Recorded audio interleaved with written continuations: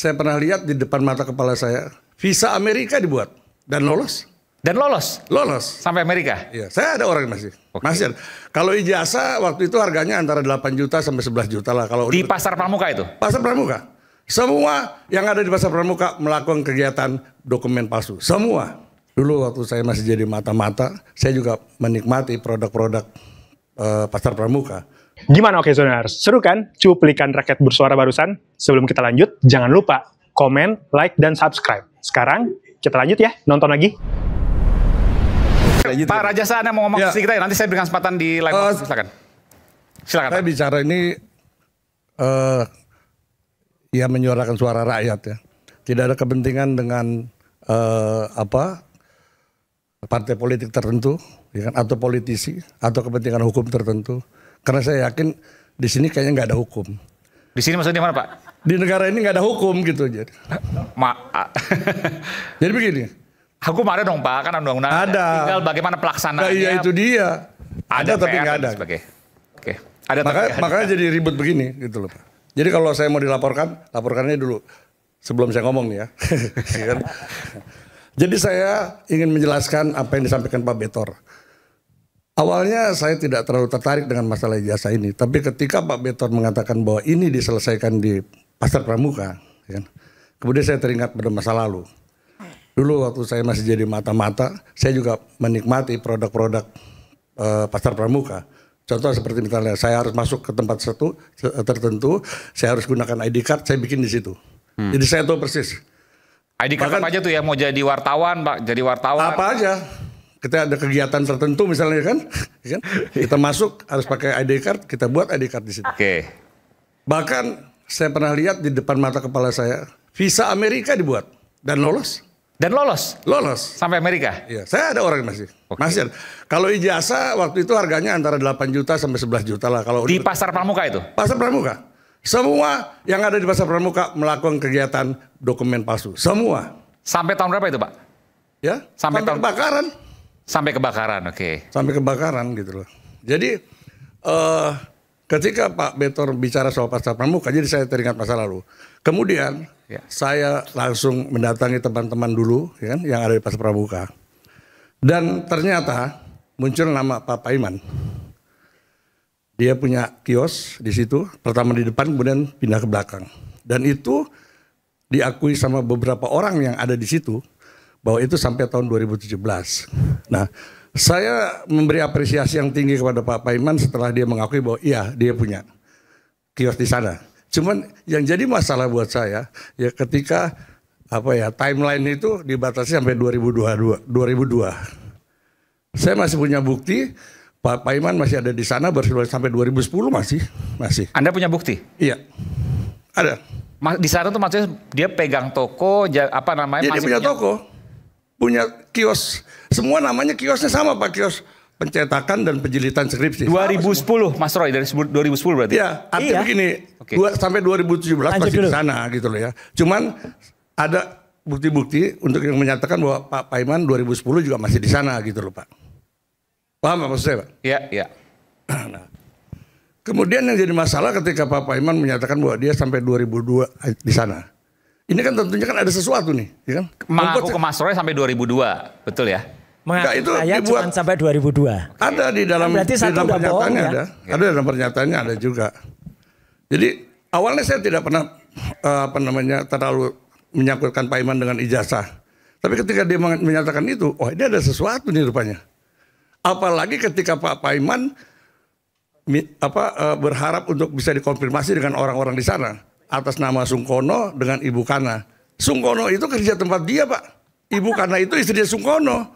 Kan nggak fair gitu loh. Persoalan jadi nggak fair. Ini supaya adil karena nanti harus dijawab oleh orang yang berhubungan langsung dengan Pak Paiman nanti, Bung Andi Azwan. Iya. Jadi nggak fair. Saya ada fotonya. Ini pada saat dia melaksanakan acara halal bihalal. Saya udah kirim ke Ainus, bisa tampil nggak? Ini ada namanya Sungkono, ada namanya Ibu Kana.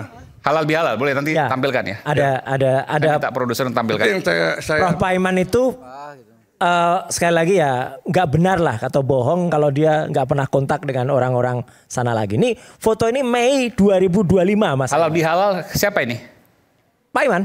Dengan? Prof Paiman dengan orang-orang di Oh ini? Pasar Pramuka. Nah itu. Oke, ini tahun 2025. 1 Mei 2025 tuh. Oke, iya. Lanjut Pak Lazarus. Ya, yang membuat saya akhirnya menaruh kecurigaan ya dengan pernyataan-pernyataan Pak Paiman. Ini Pak Paiman yang tengah ya? Itu. Yang atas. Oke. Ya, yang tengah itu Pak. Iya, iya. Oke. Nah, atas dasar investigasi dan kemudian verifikasi silang saya di sana, ya kan, menyatakan bahwa Pak Paiman ada yang tidak terbuka dari diri Pak Paiman mengenai keberadaan dia di sana gitu loh Pak. Ini yang membuat saya keberatan gitu loh. Kenapa Pak Paiman harus menutupi gitu ya batas waktu dia ada di sana gitu. Apakah ada kaitan dengan 2012 yang diduga terjadi pencetakan ijazah palsu gitu loh. Jadi kalau soal dokumen palsu Pak 99% mirip di sana. Saya bisa buktikan. Apapun itu? Iya. Termasuk ijazah? Iya.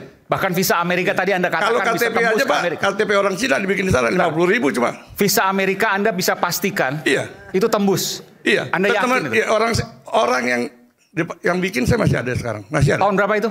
Apa? Masih ingat Pak tahun berapa? Ya waktu itu saya lupa tahun. Tapi orang yang bikin masih ada dan saya lihat. Visa Amerika? Iya. Luar biasa.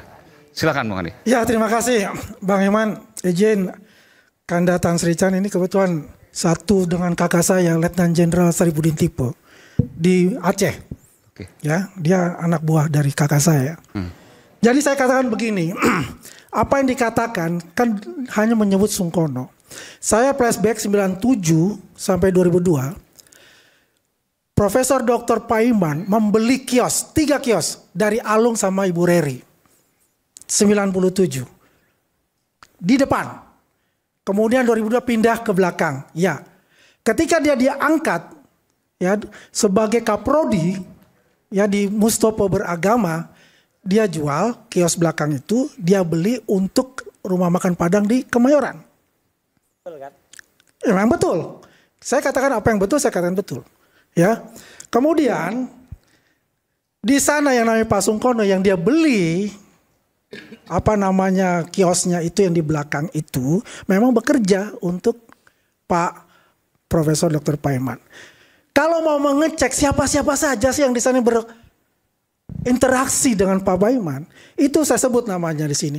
Haji Soleh, ya, Sungkono, Ustadz Anton, Hartono, Haji Mukmin, tanyakan ke beliau. Mereka masih ada di sana. Memang pindah karena belakang kebakaran. Ya, tanya mereka di sana. Apakah nggak boleh? Ya. Kaitan ke foto tadi Kaitan 2025. Ini kan yang namanya kita bersilaturahmi.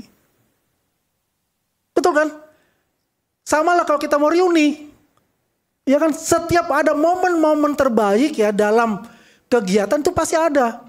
Kita bertemu ya, kita silaturahmi. Sebelum ini Bapak tahu nggak reuni terakhir kapan? Saya tidak bisa bicara reuni terakhir. Saya tidak tanya untuk masalah reuni terakhir. Gak pernah reuni, tahu-tahu reuni. Loh, ada masalahnya apa? Kecurigaannya apa? Ini kan kecurigaannya apa? Mei itu ketika Prof. Paiman itu beberapa hari kemudian WA saya, Mei itu udah mulai rame nih. Soal ijazah palsu. Ya. Oke. Udahlah kalau itu jadi nggak pernah ketemu, tiba-tiba ngumpulin bulan Mei itu Bang Roy, ya. Kalau kita bicara itu, ya, Bang Roy kan tahu bersahabat kan, benar kan? Bang Roy, saya nggak mau ungkap di sini, Bang Roy. Kalau nggak pernah ketemu terus tiba-tiba ngumpulin dan beberapa orang, Pak Andi, saya kemarin ke Pasar Pramuka, ya, minggu yang lalu, saya mendapatkan banyak cerita yang belum saatnya untuk dibuka, tapi sudah ada videonya juga. Oke, diantaranya apa? Boleh dong. Ada persekutuan, ada kemudian bisik-bisik untuk menutupi sesuatu. Nah ini nggak fair. Clear. Saya sebutkan semua. Apakah di sini ada? Ada nama-nama yang di sini. Ya, ada nama orang lain. Ada kontak. Kan begitu caranya, Bang Roy. Ya kan? Kalau saya Bang Roy ya misal Bang Roy ini teman saya, teman akrab saya, ada kejadian seperti ini. Pak Paiman ini orangnya ya baik hati. Ya, dan dia itu tidak mau melihat ya teman-temannya ini menderita. Untuk kasus-kasus apapun kasusnya itu. Mungkin dia akan memberikan itu persepsi dari Bang Roy itu mungkin salah. Mas Eman, biar jangan persepsi. Kan begitu. Saya ngomong dikit ya. Oke, setelah jeda kami akan segera kembali tetap bersama kami di Rakyat Bersuara. Nanti saya berikan kesempatan pada Bang Rismon.